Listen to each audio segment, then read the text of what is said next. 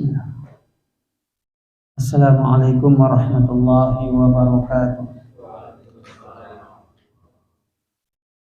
Innal hamdalillah nahmaduhu wa nasta'inuhu wa nastaghfiruh wa na'udzu billahi min shururi anfusina wa sayyiati a'malina.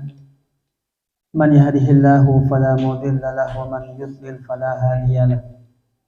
Wa asyhadu an la ilaha illallah wahdahu la syarika lah wa asyhadu anna Muhammadan abduhu wa rasuluh. Ya ayyuhalladzina amanu taqullaha haqqa tuqatih wa la tamutunna illa wa antum muslimun. Allahumma salli wa sallim wa barik ala nabiyyina Muhammad wa ala alihi wa ashabihi wa man tabi'ahum bi ihsan ila yaumiddin.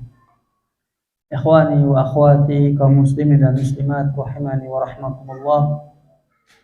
Puji syukur kita kepada Allah Subhanahu wa taala atas nikmat iman dan Islam serta hidayah yang Allah berikan kepada kita.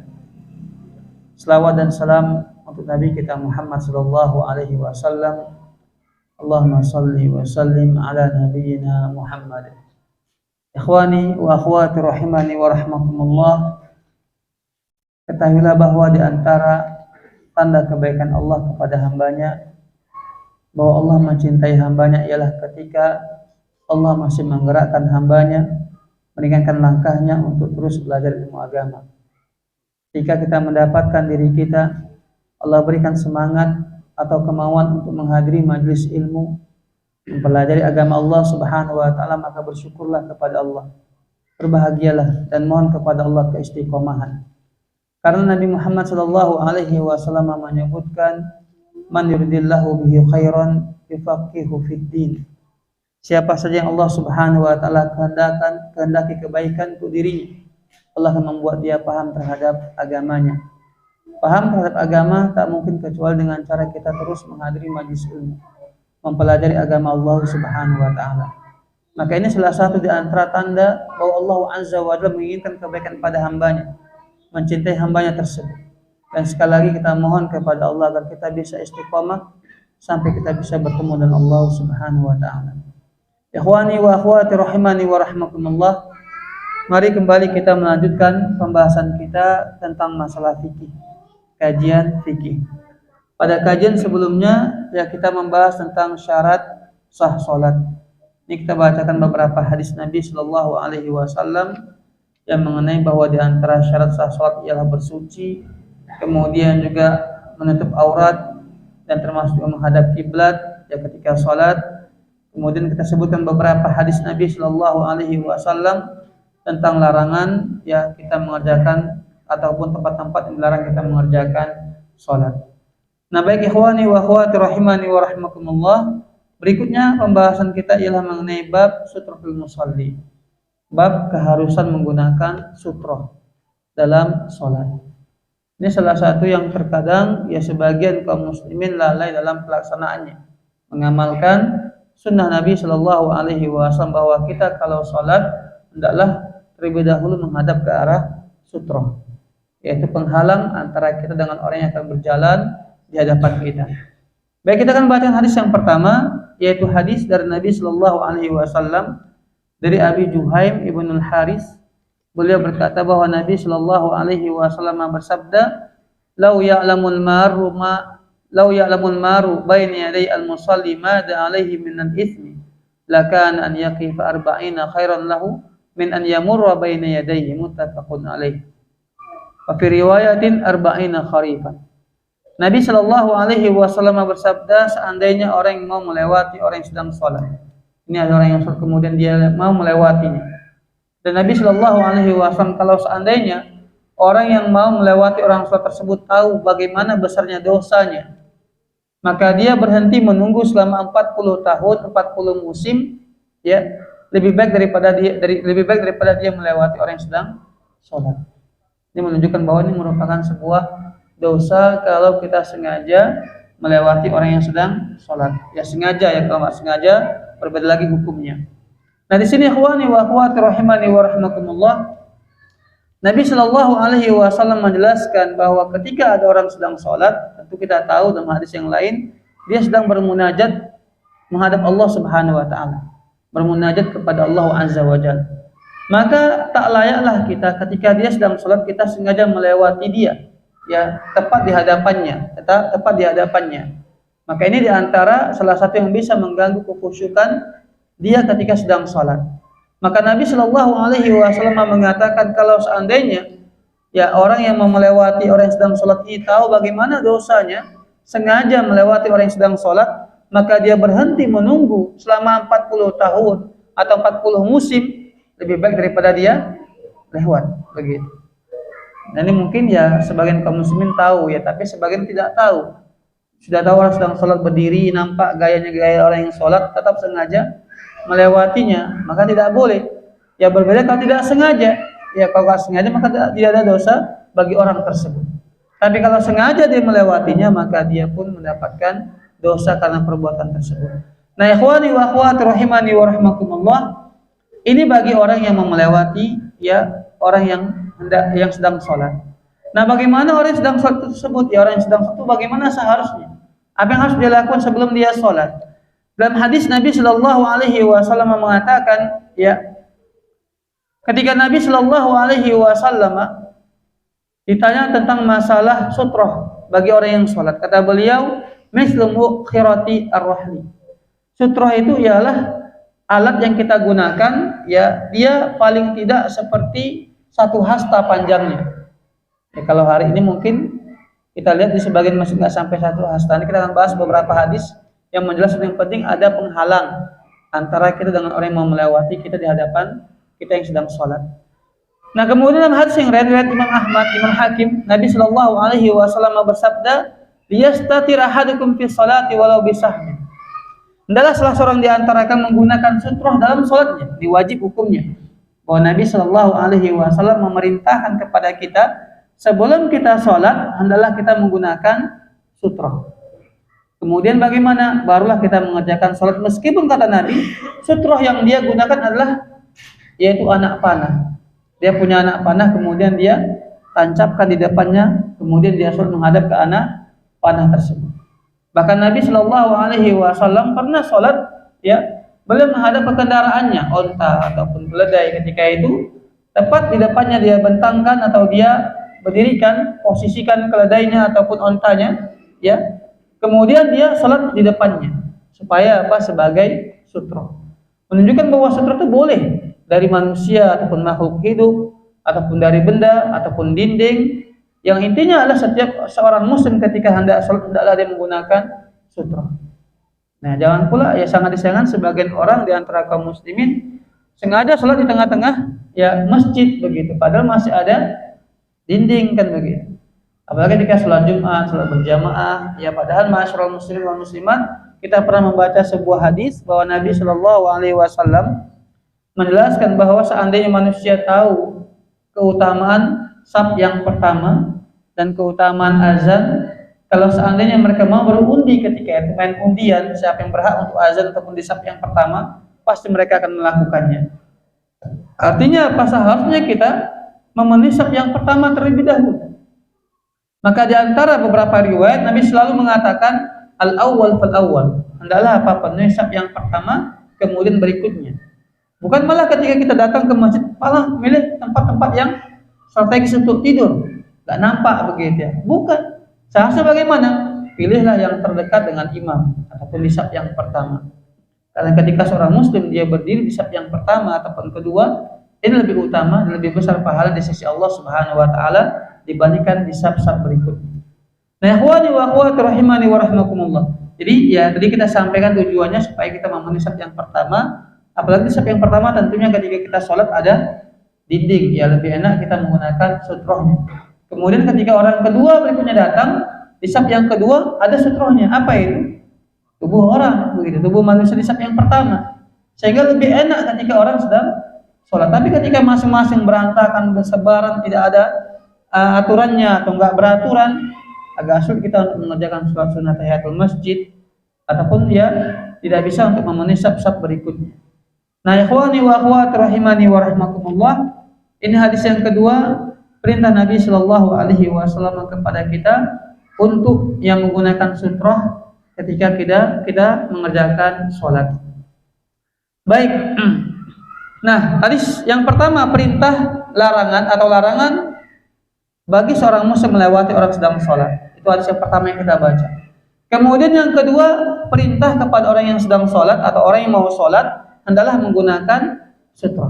Nah, hadis yang ketiga ini menjelaskan kepada kita akan bahas di sini, kalau kita sudah sholat, kemudian kita menggunakan sutra, tetap ada saja yang mau melewati kita. Ini bagaimana hukumnya? Nabi Shallallahu Alaihi Wasallam, hadis riwayat Abu Sa'id Al-Khudri, beliau mengatakan, Nabi Shallallahu Alaihi Wasallam bersabda, "Idza shalla ahadukum ila syai'in yasturuhu minan nas." Apabila salah seorang di antara kalian dia sudah sholat menghadap ke arah sutrohnya, entah itu dinding tubuh manusia atau dia buat tasnya di depannya, ya ataupun macam-macam lah, supaya menandakan bahwa ini pembatas antara dia dengan orang yang lewat. Nggak boleh orang lewat di depan sutroh ini, tapi hendaklah di belakang sutroh kalau mereka melewati orang yang sedang sholat tersebut. Dia sudah melakukannya, kata Nabi Shallallahu Alaihi Wasallam. Fa'arada ahadun an yajtaza baina yadayhi. Kemudian tetap ada saja orang yang mau melewatinya. Udah dia buat sutroh, ada saja yang mau melewati, dia sedang sholat. Jadi bagaimana? Falyadfa'hu, maka adalah dia hentikan. Bagaimana menghentikannya? Ya sejauh tangan kita ini sampai, ya. Artinya memang disebutkan kita itu diperintahkan untuk menghalangi orang sedang lewat. Kita sedang sholat, orang mau lewat ketika kita sedang sholat sebatas sampai tangan kita, ya, sebatas sampai tangan kita. Kalau lebih daripada itu, nggak ada lagi kita berkewajiban, ya, karena memang yang dikatakan melewati orang sedang sholat ialah pas di hadapan dia, dan ataupun sebatas dengan tangan dia sampai kemana arahnya, ya. Itu baru kita menghalangi orang sedang yang mau melewati kita ketika sedang mengerjakan sholat. Kalau lebih daripada itu, kita sholat di sini, orang mau lewat dari sini, boleh kita kejar, ya, sampai kita lari begitu untuk melarang, nggak perlu, ya. Yang kita hanya cegah ialah sebatas sampai tangan kita menahannya, ya. Kalau sudah lebih daripada itu, maka bukan lagi kewajiban kita untuk menahan dia, ya, untuk melewatinya. Karena mungkin ya kita masbuk nih, datang kita masbuk, kemudian sudah bubar jamaah, ya, kita masih di belakang mengerjakan sholat. Jadi bagaimana? Jamaah lalu di sini, ya, kita di sana sholatnya. Apakah perlu kita menghalangi mereka? Gak usah.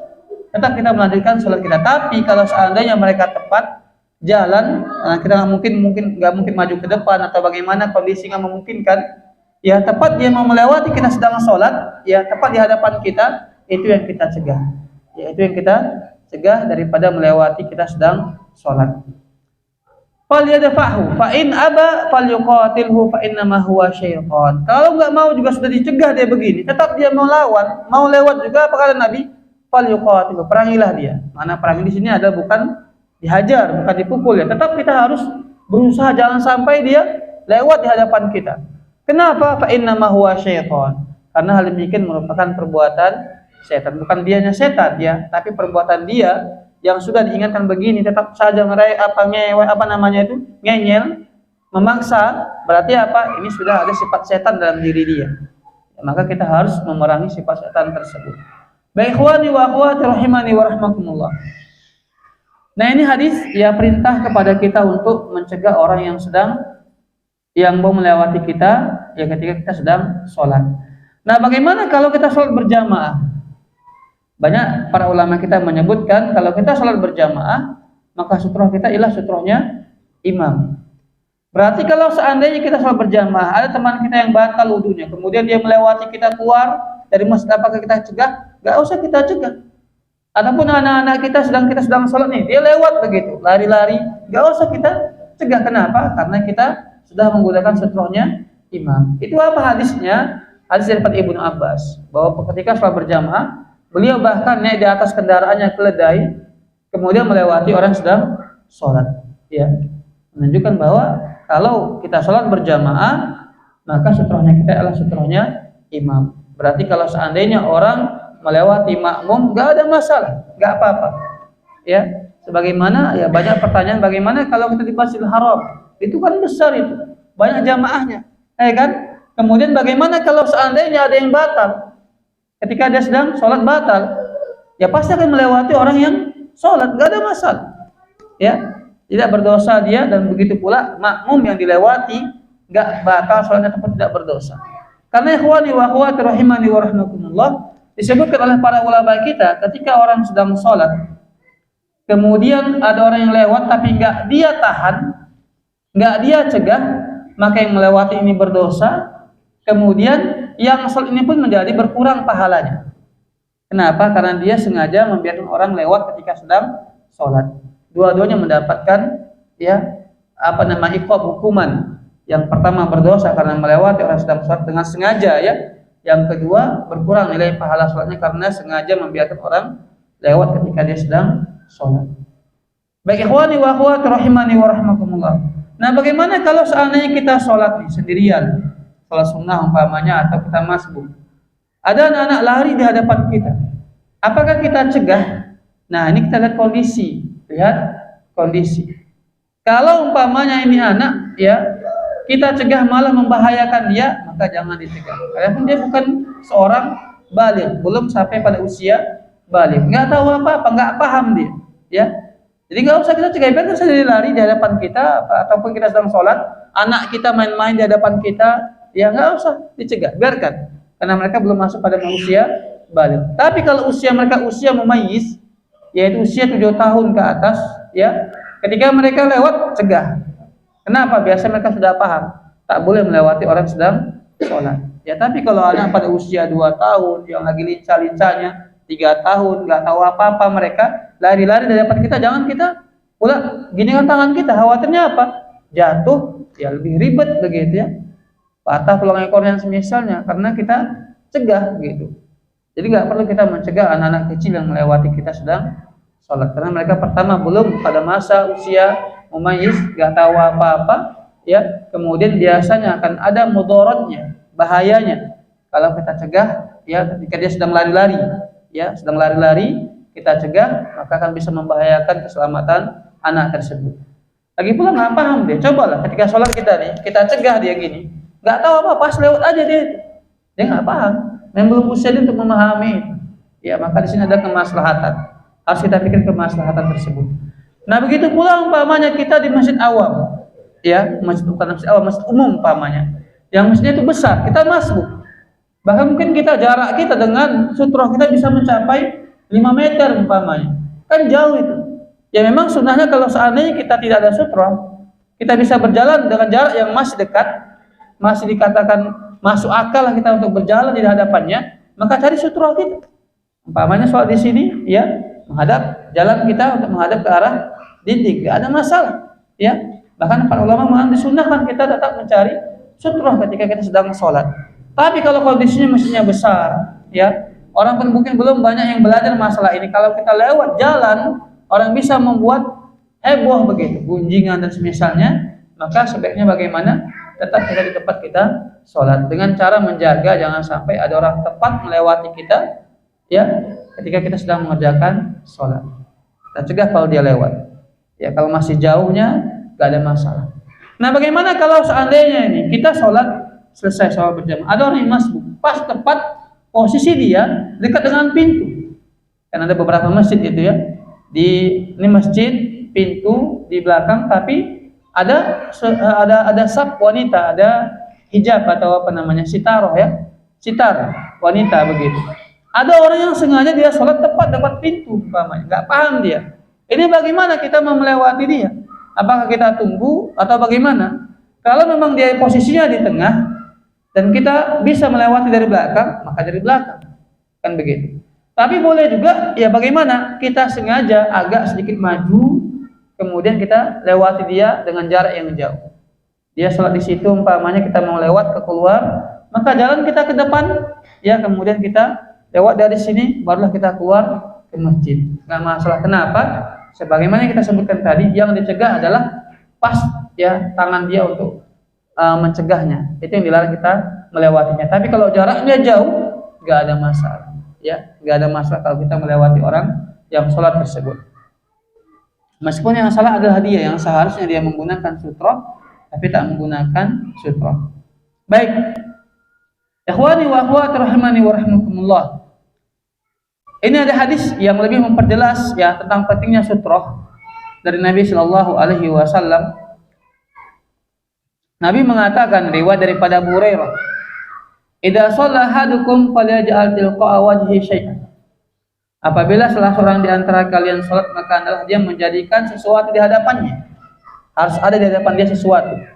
Ya, entah itu botol, tas, ya, meja ataupun bangku, ya macam-macam lah, tongkat dan semisalnya. Fa illam yajid falyansib asan. Enggak ada dia punya apa-apa untuk dijadikan sebagai sutra, enggak ada dinding, enggak ada tiang pamannya, maka adalah dia ya memacakkan asal, yaitu tongkat. Ya kayu atau apa dipacakkan di depannya. Fa illam yakun falyahud khattan. Enggak punya apa-apa, dia enggak punya tas, enggak punya ya tongkat, enggak punya kursi ataupun enggak bisa dia menggunakan sesuatu sebagai sutra. Jadi bagaimana? Maka adalah dia buat garis di hadapannya. Menunjukkan pentingnya itu sutra. Tujuannya apa? Agar orang ya kalau mau lewat, kita sedang sholat, lewatnya di mana? Setelah garis ini. Enggak boleh ya dalam garis ini. Sebagai batas. Dibuat garis ya sebagai pembatas bahwa inilah tempat kita sholat. Ya. Maka orang kalau mau lewat, maka lewatnya di hadapan garis ini, bukan dalam garis. Ini salah satu yang menunjukkan bahwa pentingnya ya kita membuat pembatas dalam sholat kita atau menggunakan sutra.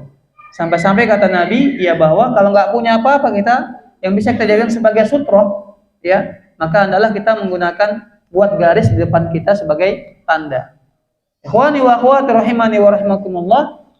Ya kadang mungkin itulah pentingnya kita belajar. Ada beberapa ya kasus gitu, ada teman atau ikhwan dia sholat di masjid, nggak ada sutra nih, dia ambil kotak infak di masjid. Ada kotak infak biasanya kan ada yang bisa dipindah-pindah, letaknya di depan untuk dia mengerjakan sholat. Malah orang lewat mau keluar, bagaimana? Dipindahkan. Kok di sini kotak infaknya dipindahkan begitu? Jadi kawan ini kebingungan bagaimana dia sholat berikutnya, sedangkan orang banyak lalu lalang. Ya mungkin alangkah baik sebenarnya ya dia maju aja ke depan untuk mengerjakan ya sholat, ya mungkin dia masbuk ataupun sholat sunnah. Itu yang terbaik.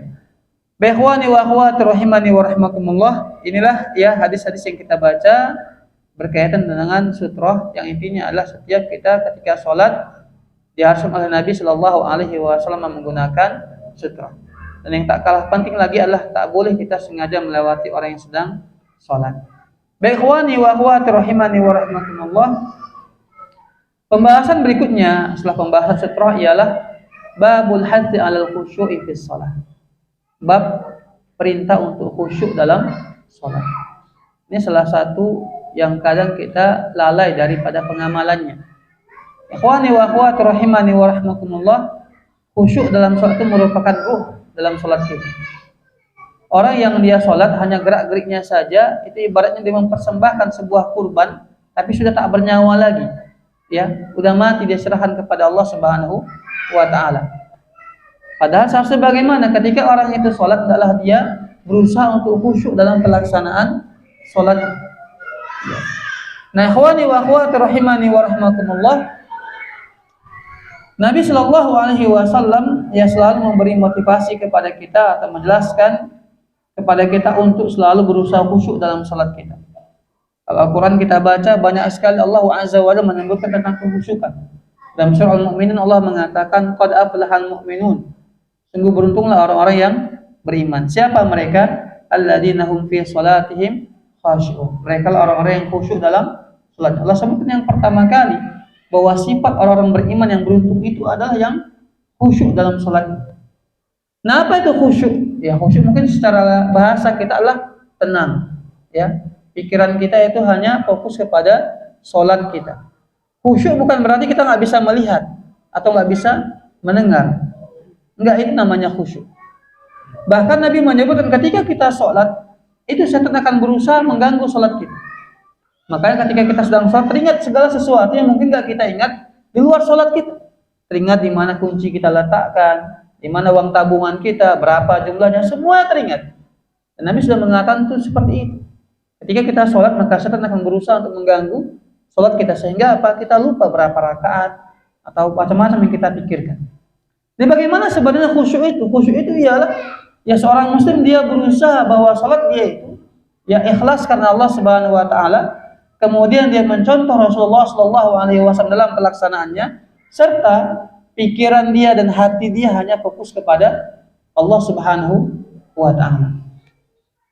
Contoh umpamanya, setiap kita ketika sholat mungkin teringat dengan istrinya, teringat dengan anaknya, dengan pekerjaannya. Ini pasti akan terjadi.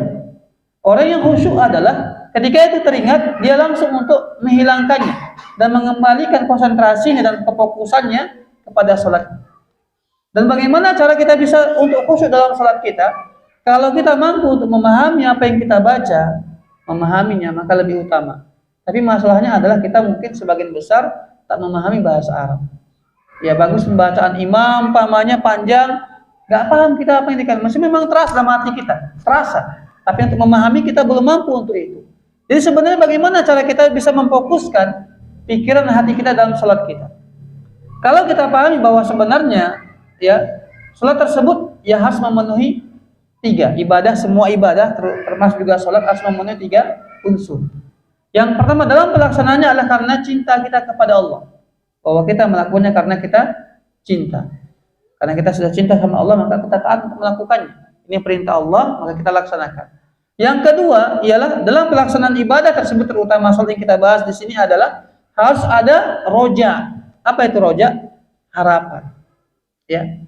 Dalam kita sholat berharap ya Allah terima ibadahku. Ya Allah ampuni dosaku.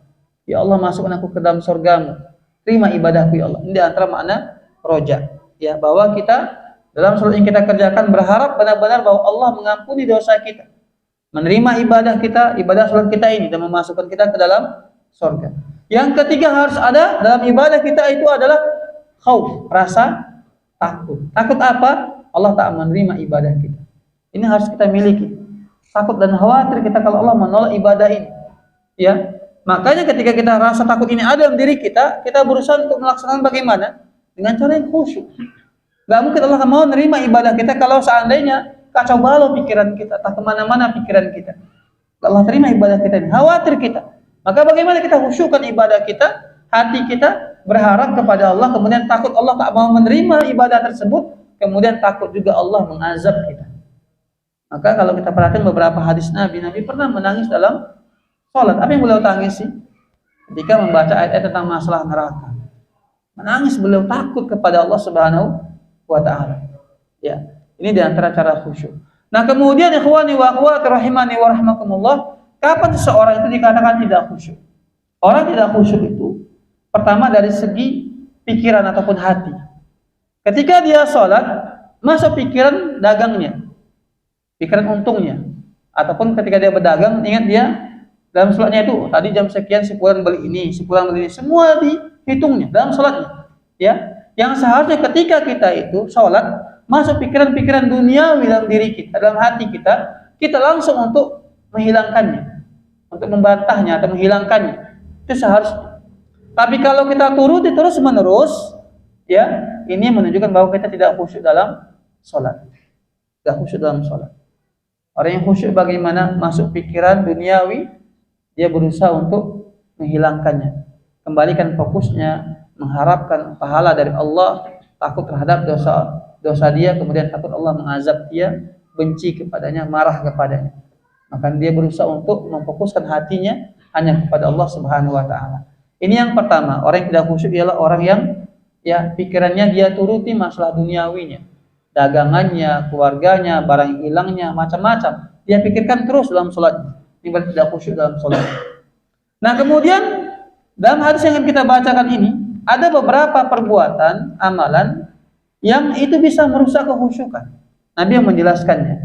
Yang pertama hadis daripada Abu Hurairah bahwa beliau mengatakan, "Nah Rasulullah sallallahu alaihi wasallam an yusalli ar-rajulu muhtasiran." Bahwa Nabi sallallahu alaihi wasallam melarang orang mengerjakan salat dalam kondisi tangannya di pinggang. Ya. Begini atau begini atau begini, ya. Ini diantara cara yang Nabi larang dalam mengerjakan sholat. Karena apa? Pertama itu bisa merusak kekhusyukan. Ya, orang yang seperti ini, bagaimana? Tentu nggak nyaman seperti ini, ya. Atau begini nggak nyaman dia, atau apalagi begini, bisa mengganggu orang sebelahnya, seperti itu, mengganggu kekhusyukan. Maka di sini Nabi Shallallahu Alaihi Wasallam melarang orang melakukan hal demikian. Dan para ulama juga menjelaskan bahwa kenapa Nabi melarangnya, karena hal demikian menunjukkan kesombongan, kecongkakan dalam sholat. Yang mana seharusnya ketika kita sholat menunjukkan kepada Allah tadallul, kelemahan kita, kehinaan kita di hadapan Allah Subhanahu wa Ta'ala. Maka kita meletakkan di atas ya dada kita. Nah, ikhwani wa akhwati rahimani wa rahmakumullah, ini yang pertama yang Nabi larang, yaitu orang ketika dia sedang sholat meletakkan tangannya di pinggang kanan ataupun kiri ataupun kedua pinggangnya. Ingat dahulu orang tua kita ya sebagian dia sholatnya bagaimana, ke sebelah kiri. Ya alasannya apa? Dulu pada zaman Nabi masa perang. Ya supaya yang musuh datang tinggal mencabut pedang saja. Ini namanya main perasaan atau hanya kira-kira akan begitu. Tapi ternyata Nabi Shallallahu Alaihi Wasallam larang. Ini banyak sekali di masyarakat kita terkadang ibadah itu hanya sekedar katanya tanpa berdasarkan dengan ilmu. Atau dia lihat ya orang tua di masjid tersebut mengerjakannya, kemudian dia contoh. Satu contoh umpamanya kita lihat banyak kebiasaan termasuk anak muda, kita lihat ya ketika sholat bagaimana? Assalamualaikum warahmatullahi, dibuka tangannya. Assalamualaikum warahmatullahi, kanan dan kiri. Kenapa dia lakukan? Dia lihat di masjid itu Pak Imam atau siapa atau Bilal dan misalnya mengajarkan seperti itu. Ya, saya pernah tanya, kenapa dia buat seperti itu Pak? Begitu. Jawabannya apa?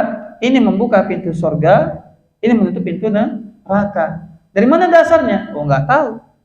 Padahal kalau kita cermati ternyata yang ada adalah hadis larangan bahwa Nabi melarang orang ketika sholat menggerak-gerakkan tangannya. Nabi larang begitu. Dan ini nggak sampai kepada masyarakat kita. Yang sampai, yang tersebar adalah buka tutup kan begitu. Karena tersebar di masyarakat.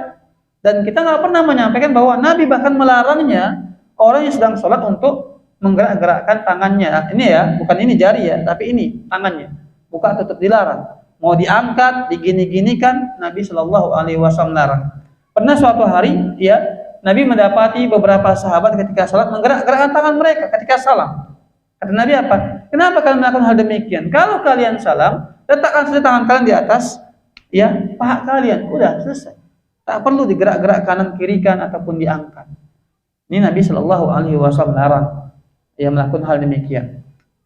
Nah, ikhwani wa akhwati rahimani wa rahmatullah. Berikutnya hadis daripada Anas bin Malik. Ini kita membaca beberapa hadis yang bisa merusak kehusukan. Ialah bahwa Nabi Shallallahu Alaihi Wasallam bersabda, "Idza quddimal asya fabda'u bihi qabla an tusallu al-maghriba." Apabila makan malam sudah terhidang, maka mulailah dengan makan malam sebelum sholat maghrib atau sebelum sholat isya. Ya, bahkan Nabi mengatakan dalam sebuah hadis, tidak sah salah seorang di antara kalian apabila ya hidangan makanan sudah terhidang, kemudian dia sholat. Apa makna dari hadis ini? Kenapa Nabi Shallallahu Alaihi Wasallam memerintahkan kepada kita kalau seandainya makanan sudah terhidang, kemudian azan berkumandang, apa yang lebih diutamakan? Makan baru sholat. Karena ketika seorang muslim dia mendahulukan sholatnya, pasti kepikiran sama dia makanan di rumah. Nanti sudah dingin nih, gimana kok dihabisi sama anak-anak? Aku nggak makan aku malam nih, kelaparan. Itu akan dia pikirkan. Maka karena ini bisa merusak kehusukan sholatnya, maka Nabi perintahkan bagaimana? Dia makan terlebih dahulu, baru dia mengerjakan sholat. Ini salah satu hadis yang menekankan pentingnya kehusukan. Nah, bagaimana kalau seandainya orang punya alasan berdagang umpamanya? Bukankah kalau dia lagi sibuk banyak pelanggan, kalau dia ke masjid akan membuat buyar pikiran dia, pasti kepikiran sama dagangannya. Apakah nggak boleh dia nggak sholat berjamaah? Keliru, ya? Dia keliru, begitu. Kenapa? Ini meskipun dia makan lebih dahulu, baru dia ke masjid pada zaman Nabi ya, masih sempat untuk bisa mengerjakan sholat berjamaah.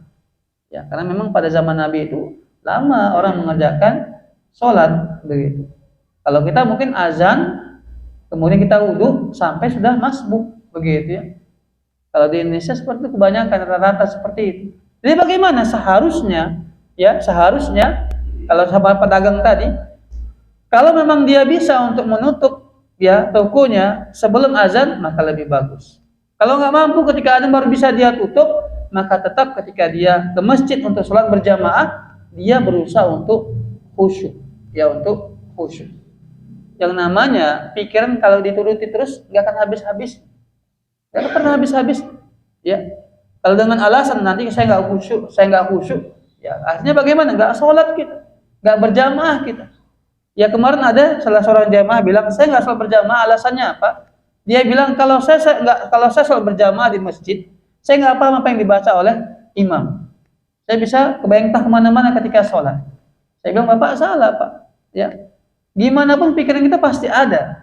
Bapak pun sholat sendiri pasti akan kepikiran dengan berbagai macam hal duniawi. Itu pasti terjadi. Tapi sholat berjamaah itu perintah Nabi yang memerintahkan. Artinya apa? Tetap kita harus sholat berjamaah ke masjid.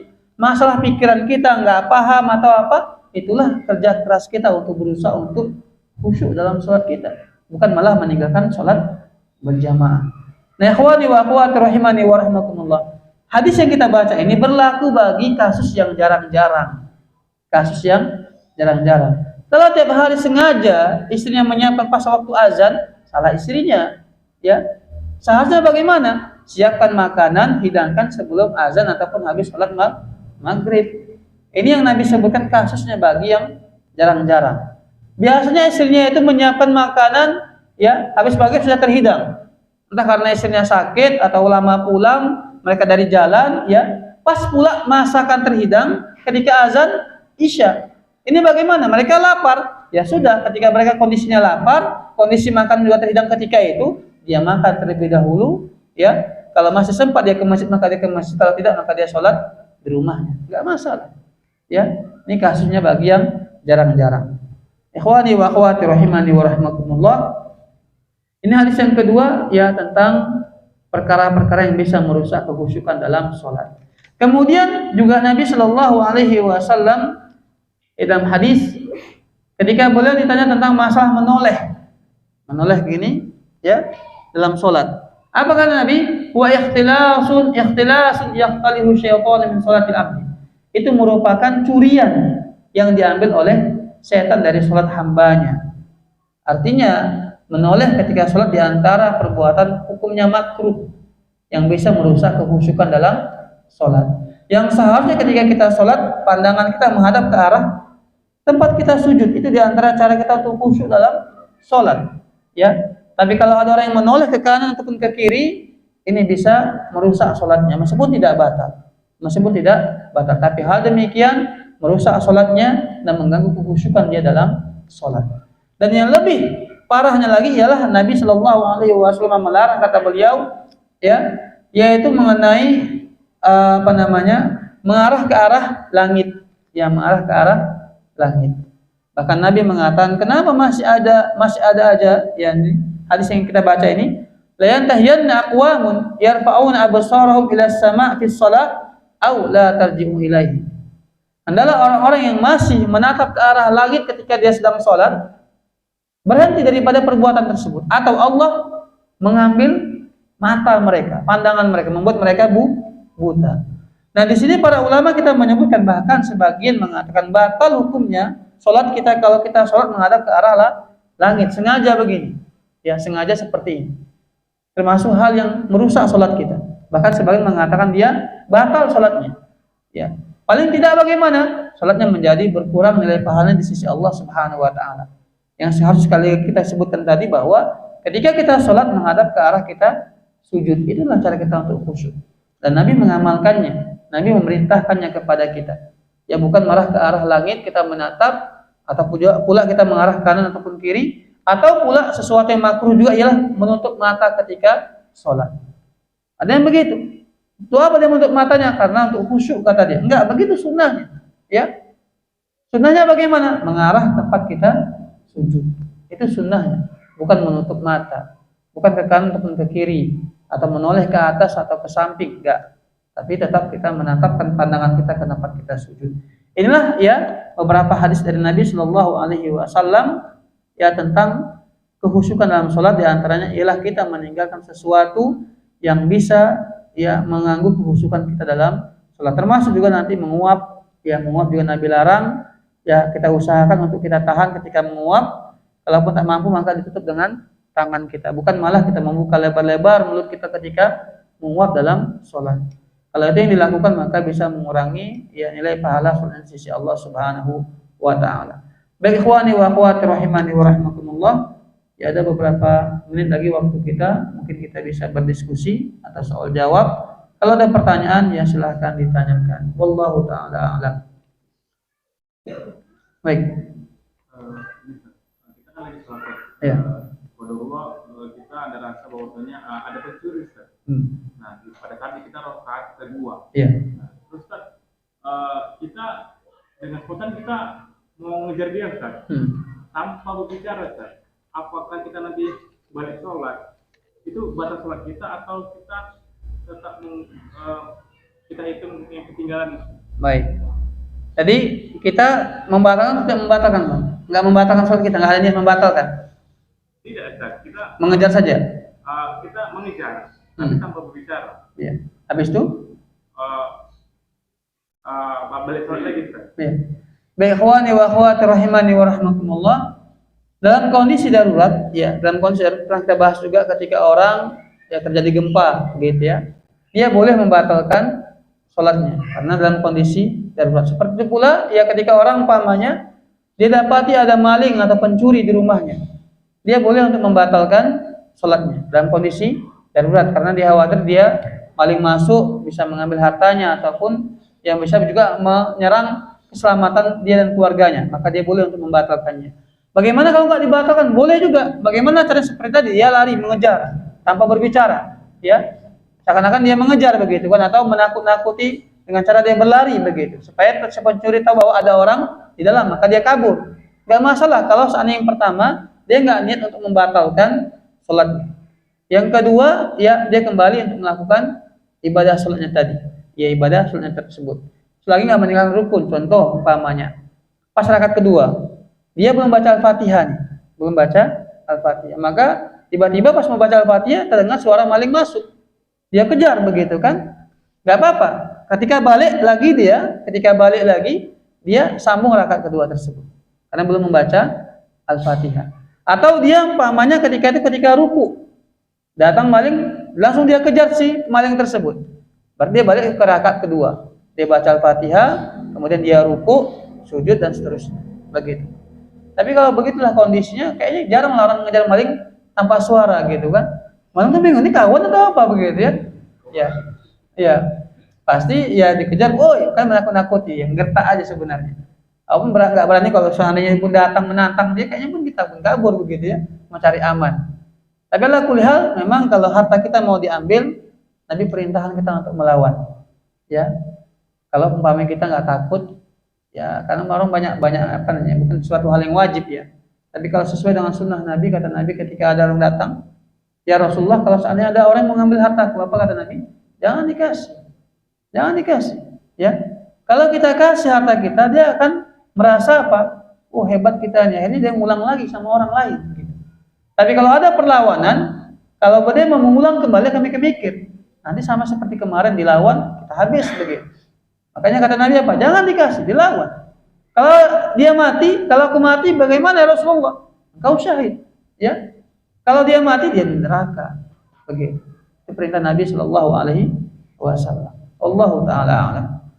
Ya, silakan, ada lagi pertanyaan? Ya, silakan. Kadang kan mau lupa dia awal sendiri. Imam kan biasanya kan langsung manullah gitu kan. Imam kan udah tahu nggak bisa dulu lagi. Gimana Pak? Imam kalau masih dulu aja. Ya. Ini pernah kejadian pada masa Nabi Shallallahu Alaihi Wasallam. Ya ketika itu Nabi Shallallahu Alaihi Wasallam lupa itu tahiyat awal. Ya, beliau langsung bangkit. Allahu Akbar. Para sahabat sudah memberikan mengingat dengan cara mengucapkan Subhanallah. Subhanallah, Nabi sudah berdiri. Kenapa yang terjadi? Nabi memberi isyarat. Begini, boleh, imam boleh memberi isyarat. Ya bahwa mereka harus bangkit. Nah, ketika Nabi memberi isyarat kepada para sahabat untuk bangkit, maka para sahabat pun bangkit. Nabi nggak duduk lagi. Begini. Nah, kalau kita sudah memberi isyarat si imam umpamanya begini, ya karena masih sibuk di belakang ini subhanallah gitu kan. Malah makin ribut begitu ya. Dia sudah memberi isyarat begitu, mereka tetap subhanallah kata mereka, kita lanjutkan sholat kita. Kita lanjutkan, ya. Jadi seharusnya kalau kita paham sebagai makmum, ketika imam itu salah, tetap mengikuti dia, mengikutinya, ya. Nanti di akhir baru dia sholat sujud sahwi. Ya, seperti tadi kalau umpamanya tadi salah, jelas kita tahu karena dia lupa, dia langsung berdiri, ya. Kita bilang subhanallah, kita berdiri, maka kita ikuti berdiri juga. Nanti di akhir maka sebelum salam ataupun setelah salam sujud sahwi sebanyak 2 kali. Begitu. Tetap kita mengikuti si imam tadi. Begitu ya. Ya banyak memang kadang beberapa kasus ya ketika sudah subhanallah kalau imam enggak mau turun, apa yang terjadi? Khusyuk dia sendirian, tahiyat begitu ya. Baru dia kemudian bangkit. Nah, ini salah satu hal yang keliru. Ya, kita enggak boleh menyelisihi imam. Bahkan ketika dia salah pun ya sudah kita ingatkan, tetap kita ikuti dia.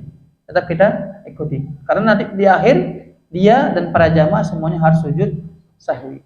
Nah, termasuk yang perlu kita sampaikan juga, ya kadang orang salah paham mengenai doa ketika sujud. Memang benar bahwa Nabi mengatakan bahwa seorang hamba dekat dengan Allah ketika dia sujud maka perbanyaklah doa. Tapi bukan hanya sujud terakhir, semua sujud. Ya, kalau kita sholat sunnah umpamanya 2 rakaat qabliyah, ada 4 kali sujud, ya perpanjang sujud kita dengan doa, silakan.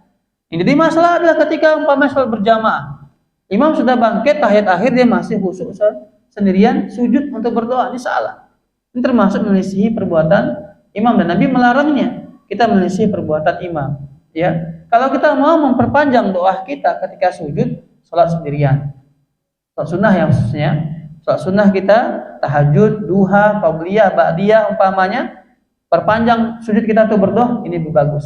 Ya silahkan. Tapi kalau berjamaah tetap kita harus mengikuti imam.